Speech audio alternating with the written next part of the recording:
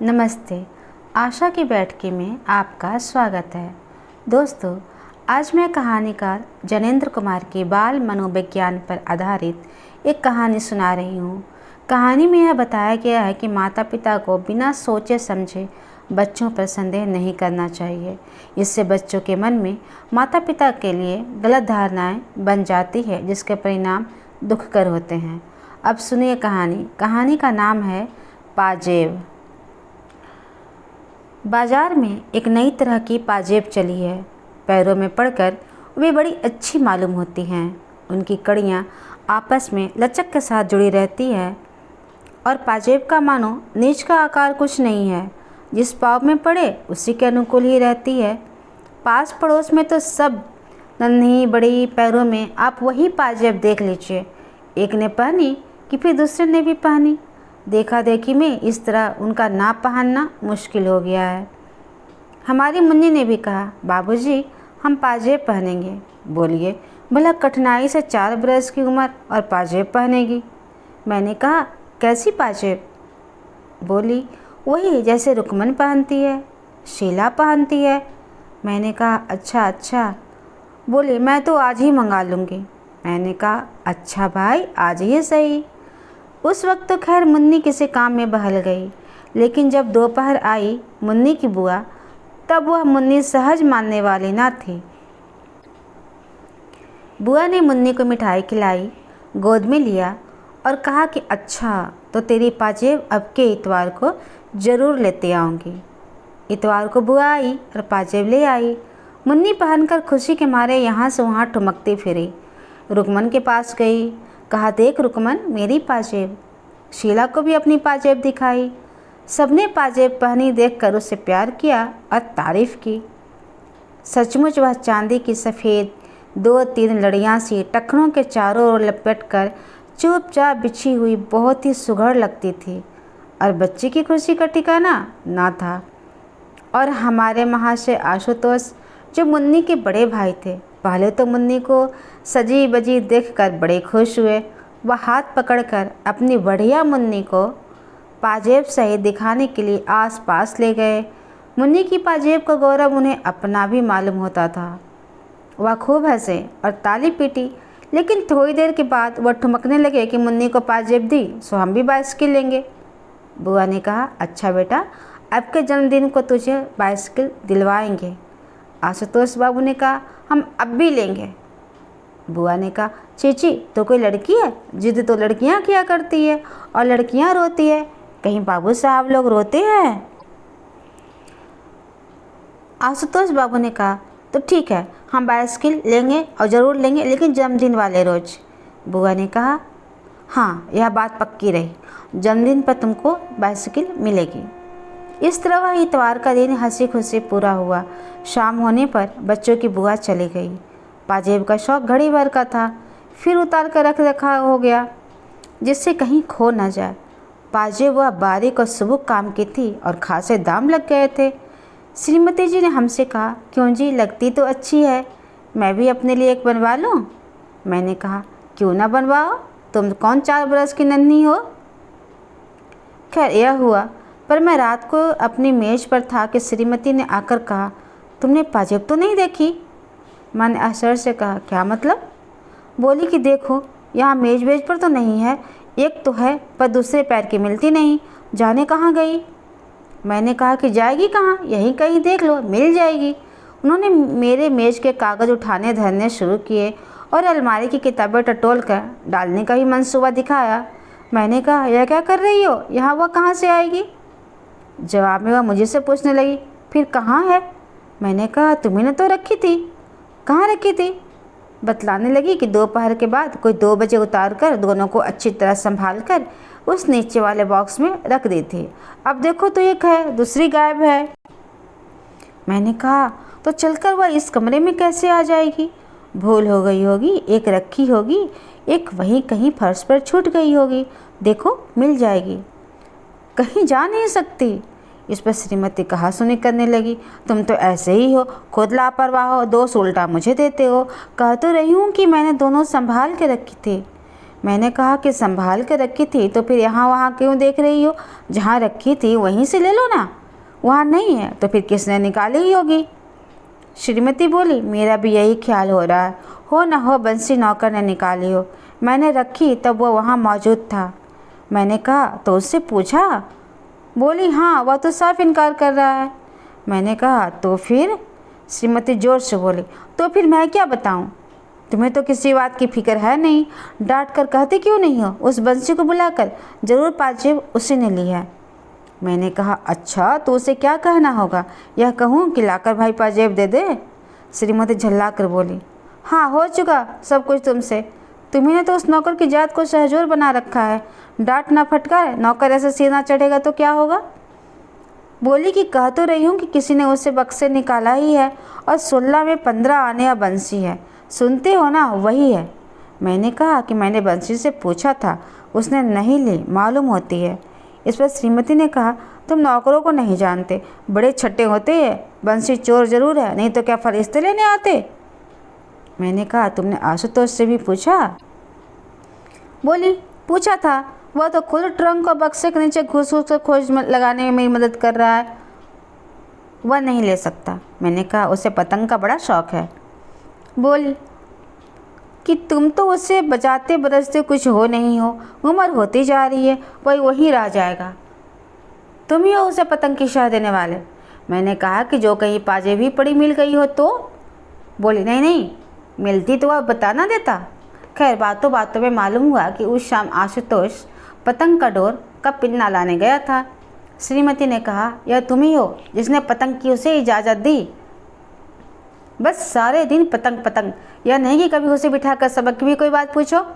मैं सोचती हूँ कि एक दिन तोड़ ताड़ दूँ सबकी सब डोर और पतंग। मैंने कहा, खैर छोड़ो, कल सवेरे पूछताछ करेंगे। सवेरे बुलाकर मैंने गंभीरता से उससे पूछा, क्यों बेटा, एक पाजेब नहीं मिल रही है, तुमने नहीं देखी? वह गुम हो गया, जैसे नाराज हो। उसने सिर हिलाया कि उसने नहीं ली, पर मुंह नहीं खोला। मैंने कहा, देखो बेटा, ली हो तो कोई बात नहीं है, सच बता देना चाहिए। उसका मुंह और फूल गया, वह गुमसुम बैठा रहा। मेरे मन में उस पर तरह तरह के सिद्धांत आए। मैंने स्थिर किया कि अपराध के प्रति करुणा होनी चाहिए। बालक का स्वभाव कोमल होता है और सदा ही उससे स्नेह से व्यवहार करना चाहिए, इत्यादि। मैंने कहा, बेटा आशुतोष, तुम घबराओ नहीं, सच कहने में घबराना नहीं चाहिए। ली हो तो खुलकर कह दो बेटा, हम कोई सज़ा कहने की थोड़ी ना सज़ा दे सकते हैं। सच कहने की तो कोई सज़ा हो ही नहीं सकती, बल्कि बोलने पर तो इनाम मिला करता है। आशुतोष तब बैठा सुनता रहा। उसका मुंह सूजा था, वह सामने मेरी आंखों में नहीं देख रहा था। रह रह कर उसके माथे पर बल पड़ते थे। क्यों बेटे, तुमने ली तो नहीं? उसने सिर हिलाकर क्रोध से अस्थिर और तेज आवाज में कहा, मैंने नहीं ली, नहीं ली, नहीं ली। यह कहकर वह रोने को हुआ, पर रोया नहीं, आंखों से आंसू रोक लिए।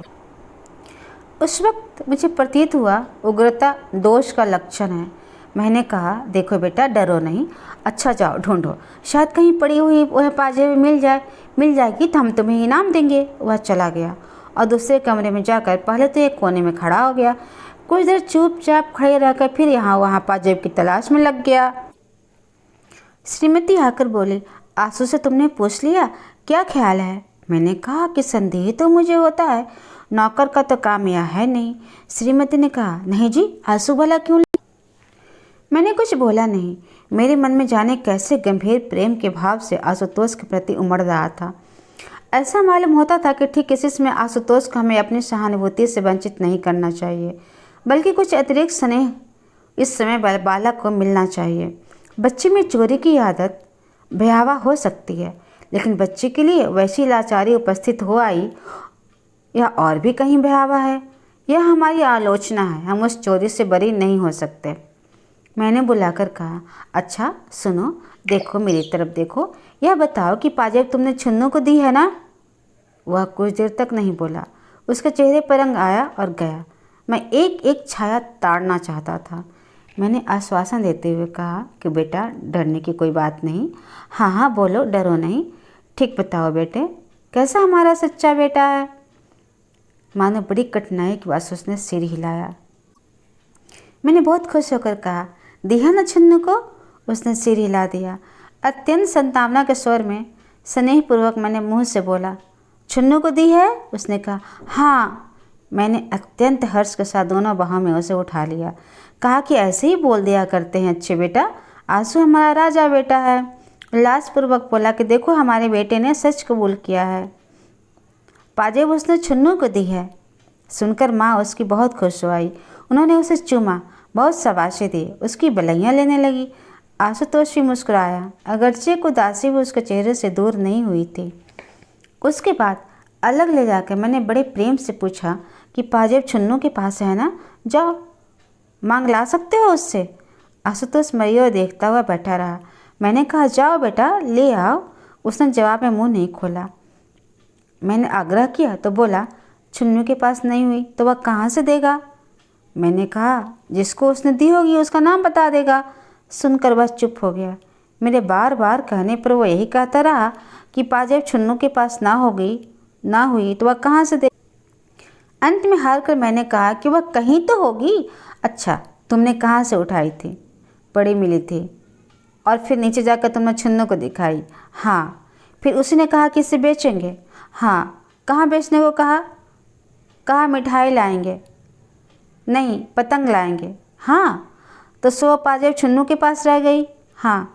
तो उसी के पास होनी चाहिए ना, या पतंग वाले के पास होगी। जाओ बेटा उससे ले आओ, कहना हमारे बाबूजी तुम्हें इनाम देंगे। वह जाना नहीं चाहता था। उसने फिर कहा कि छुन्नू के पास नहीं हुई तो कहाँ से देगा। मुझे उसकी जिद बुरी मालूम हुई।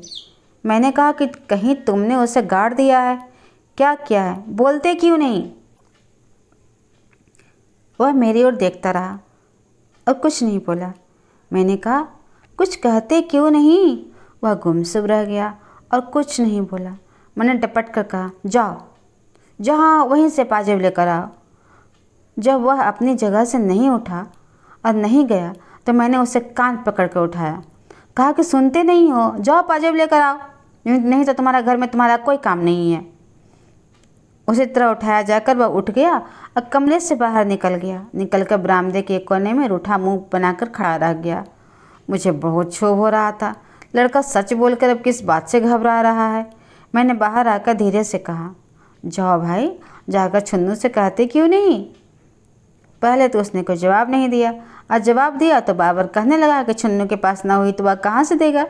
मैंने कहा जितने में उसने बेची होगी वही दाम दे देंगे, समझे ना तुम। जाओ कह दो उससे।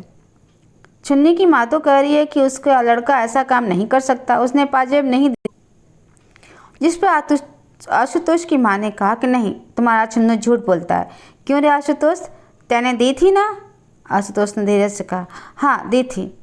दूसरी ओर छुन्नू से बढ़कर आया और हाथ फटकार कर बोला कि मुझे नहीं दी। क्यों रे, मुझे कब दी?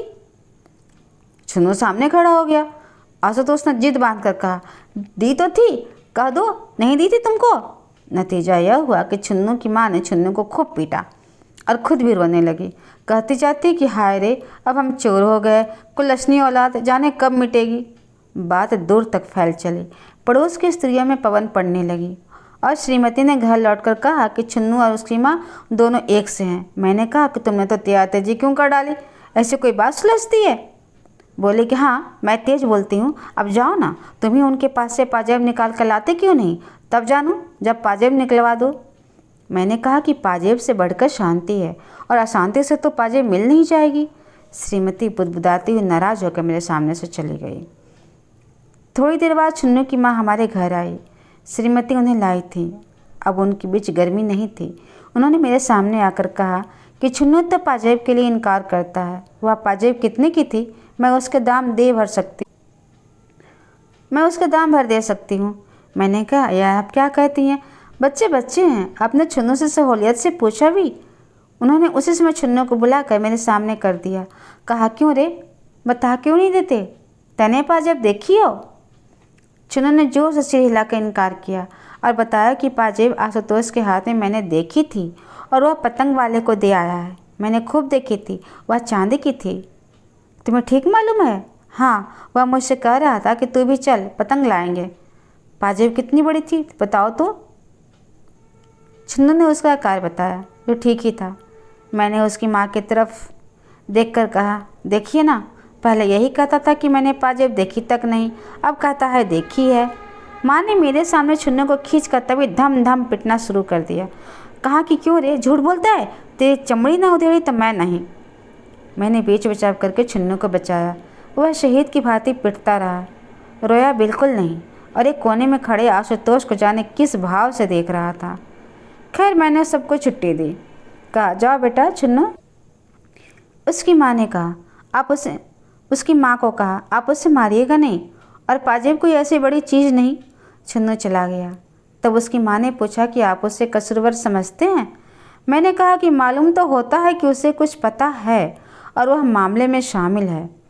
इस पर छुन्नू की माँ ने पास बैठी हुई मेरी पत्नी से कहा, चलो बहन जी, मैं तुम्हें अपना सारा घर दिखाई देती हूँ, एक एक चीज़ देख लो, होगी पाजेब तो जाएगी कहाँ। मैंने कहा छोड़िए भी, बेबात की बात बढ़ाने से क्या फ़ायदा। सो ज्यों का त्यों मैंने उन्हें दिलासा दिया, नहीं तो वह छुन्नू को पीट पाट कर हाल बेहाल कर डालने के प्रण ही उठाए ले रही थी। कुलच्छनी, आज उसी धरती में नहीं गाड़ दिया तो मेरा नाम नहीं। खैर जिस तिस भांति बखेड़ा टला। मैं इस झंझट में दफ्तर भी समय पर नहीं जा सका। जाते वक्त श्रीमती को कह गया था कि देखो आशुतोष को धमकाना मत, प्यार से सारी बातें पूछना, धमकाने से बच्चे बिगड़ जाते हैं, हाथ कुछ नहीं आता, समझी। शाम को दफ्तर से लौटा तो श्रीमती ने सूचना दी कि आशुतोष ने सब बतला दिया है। 11 आने पैसे में वह पाजेब पतंग वाले को दे दी है। पैसे उसने थोड़े थोड़े करके देने को कहे हैं। 5 आने जो दिए हैं वह छुन्नू के पास है। इस तरह रत्ती रत्ती बात उसने कह दी। कहने लगी मैंने बड़े प्यार से पूछ पूछ कर उसके पेट से सब बात निकाल दिया। हाय राम, बच्चे का भी जी कैसा होता है। मैं सुनकर बहुत खुश हुआ। मैंने कहा चलो अच्छा है, अब 5 आने भेज कर पाजेब मंगवा लेंगे। लेकिन यह पतंग वाला भी कितना बदमाश है, बच्चे के हाथ से ऐसी चीज़ें लेता है, उसे पुलिस में दे देना चाहिए, वो चक्का कहीं का। मैंने फिर पूछा आशुतोष कहाँ है। उसने बताया कि बाहर ही कहीं खेल रहा होगा। मैंने कहा बंसी, जाकर उससे बुला तो लाओ। बंसी गया, उसने आकर कहा कि वे अभी आते हैं। क्या कह रहा है? छुन्नू के साथ गिल्ली डंडा खेल रहा है। थोड़ी देर में आशुतोष आया, तब मैंने उसे गोद में लेकर प्यार किया। आते आते उसका चेहरा उदास हो गया।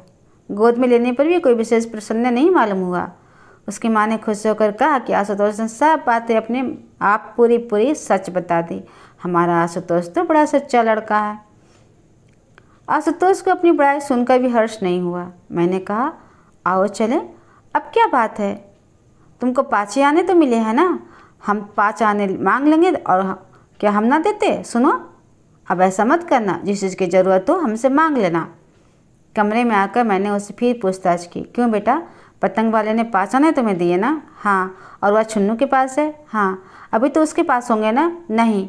खर्च कर दिए? नहीं। नहीं खर्च किए? हाँ। खर्च किए कि नहीं खर्च किए? उस ओर से प्रश्न करने पर वो मेरी ओर देखता रहा, उत्तर नहीं दिया। बताओ खर्च कर दिए कि अभी है? जवाब ने उसने एक बार हाँ कहा तो दूसरी बार नहीं कहा। मैंने कहा यह क्यों नहीं कहते कि तुम्हें नहीं मालूम? हाँ। बेटा मालूम है ना? हाँ। पतंग वाले से पैसे छुन्नू लिए हैं ना? हाँ। तुमने क्यों नहीं लिए? वह चुप। एक कन्या कितनी थी बोलो? 2। बाकी पैसे? हाँ। दुअन्नी थी? हाँ। मुझे क्रोध आने लगा। ये झूठ सच क्यों बोल रहा है? जो सच है वह बताओ, ये कन्या कितनी थी और कितना क्या था? वह गुमसुम खड़ा रहा, कुछ नहीं बोला। बोलते क्यों नहीं? वह नहीं बोला। सुनते हो, बोलो नहीं तो। आशुतोष डर गया, कुछ नहीं बोला। सुनते नहीं मैं क्या कह रहा हूँ? मैंने उसका कान पकड़ कर खींचे। वह बिना आंसू लाए गुमसुम खड़ा रहा। अब भी नहीं बोलोगे? वह डर के मारे पीला हो आया, लेकिन बोल नहीं सका। मैंने जोर से बुलाया, बंसी यहाँ आओ, इनको ले आए कोठरी में बंद कर दो। बंसी नौकर उसे कोठरी में ले गया और कोठरी में मूंद दिया। 10 मिनट बाद फिर उसे पास बुलाया। उसका मुंह सुजा हुआ था, बिना कुछ बोले उसके होठ हिल रहे थे। कोठरी में बंद होकर भी वह रोया नहीं। मैंने कहा क्यों रे, अब तो अकल आई? वह सुनता गुमसुम खड़ा रहा। अच्छा, पतंग वाला कौन सा है? दाईं तरफ का चौराहे वाला? उसने कुछ होठों में बड़बड़ाया जिसे मैं समझ न सका। वह चौराहे वाला? बोलो। हाँ। देखो, अपने चाचा के साथ चले जाओ, बता देना कि कौन सा है, फिर उसे स्वयं भुगत लेगा, समझते हो ना? यह कहकर मैंने अपने भाई को बुलवाया। सब बात समझा कर कहा, देखो 5 आने के पैसे ले जाओ, पहले तुम दूर रहना। आशुतोष पैसे ले जाकर उसे देगा अपनी पाजेब मांगेगा। अव्वल तो अब पाजेब लौटा ही देगा, नहीं तो उसे डांटना और कहना कि तुझे पुलिस का सुपुर्द कर दूंगा। बच्चों से माल ठगता है, समझे? नरमी की ज़रूरत नहीं। और आशुतोष, अब जाओ, अपने चाचा के साथ जाओ। यह सुनकर वह खड़ा रहा, टस से मस नहीं हुआ। नहीं जाओगे? उसने सिर हिला दिया कि नहीं जाऊँगा। तो मैंने झल्ला कर कहा, समझाया, भैया घर की चीज़ है, दाम लगे हैं, भला 5 आने रुपये में कोई इतना बड़ा हाथ सामान दे देता है किसी को?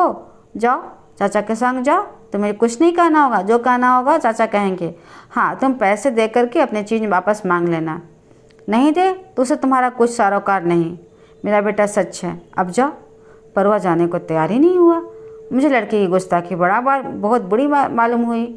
इसमें बात क्या है, इसमें मुश्किल कहाँ है? समझा कर बता रहे हैं तो समझता नहीं, सुनता है नहीं। मैंने कहा, क्यों रे, नहीं जाएगा? उसने सिर हिला दिया, नहीं जाऊँगा। मैंने प्रकाश अपने छोटे भाई को बुलाया, कहा, प्रकाश इसे पकड़ कर ले जाओ। प्रकाश ने उसे पकड़ा और आशुतोष अपने हाथ पैर से उसका प्रतिकार करने लगा। वह साथ नहीं जाना चाहता था। खैर, प्रकाश उसे गोद में उठा करके ले गया। मैंने चैन की सांस ली, लेकिन देखता हुआ कुछ दिन में प्रकाश लौट आया। क्यों? आशुतोष भाग गया। अब वो कहाँ है? वह रूठा खड़ा है, घर में नहीं आता। जाओ, पकड़ कर ले जाओ। क्यों रे, शायद से बाज नहीं आएगा? बोल, जाएगा कि नहीं? वह नहीं बोला। मैंने कस कर 2 चाटे जड़ दिए। थप्पड़ लगते हुए एकदम चीखा, फिर चुप हो गया। मेरे सामने ही खड़ा रहा। मैंने गुस्से से कहा, ले जाओ कोठरी में बंद कर दो, दुष्ट कहीं का। आधे घंटा बंद रहा, फिर मुझे कोई रास्ता नहीं दिखता था। पाजेब तो लाना ही था। फिर बाहर निकाला। प्रकाश को कहा, तुम दोनों पतंग वाले के पास जाओ, मालूम करना किसने पाजेब ली है। होशियारी से मालूम करना, मालूम होने पर सख्ती करना, मुरब्बत की ज़रूरत नहीं है, समझे? प्रकाश गया और लौट कर बताया कि उसके पास पाजेब नहीं है। सुनकर मैं झल्ला आया। कहा कि तुमसे कुछ काम नहीं हो सकता, ज़रा सी बात नहीं हुई है, तुमसे उम्मीद रखी जाए? उसने कहा। वह अपनी सफाई देने लगा। मैंने कहा, बस अब तुम जाओ।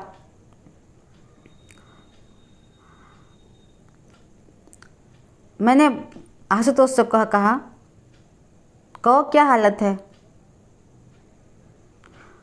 अब जाओ तुम, अब पाजेब लेकर आओ।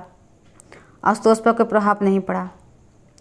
मैंने 1 रुपया उसको दिया और कहा, बेटा इसे पतंग वाले को दे देना, पाजेब मांग लेना, कोई घबराने की बात नहीं, तुम समझदार लड़के हो।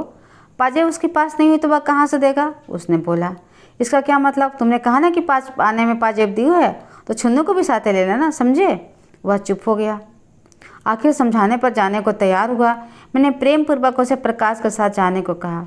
उसका मुंह भारी देखकर डांटने ही वाला था, कितने में सामने उसकी बुआ दिखाई दी। बुआ ने आशुतोष के सिर पर हाथ रखकर पूछा कि कहाँ जा रहे हो? मैंने तो तुम्हारे लिए केले और मिठाई लाई हूँ। आशुतोष का चेहरा रूठा ही रहा। मैंने बुआ से कहा, उसे रोको मत, जाने दो। आशुतोष रुकने को उद्यत था। वह चलने में आनाकानी दिखाने लगा। बुआ ने पूछा, क्या बात है? मैंने कहा, कोई बात नहीं, जाने दो उसे। इस पर आशुतोष में चलने लगा। मैंने डांट कर कहा, प्रकाश इसलिए क्यों नहीं जाते हो? बुआ ने कहा, बात क्या है? कहाँ ले जाने की बात हो रही है? क्या हुआ?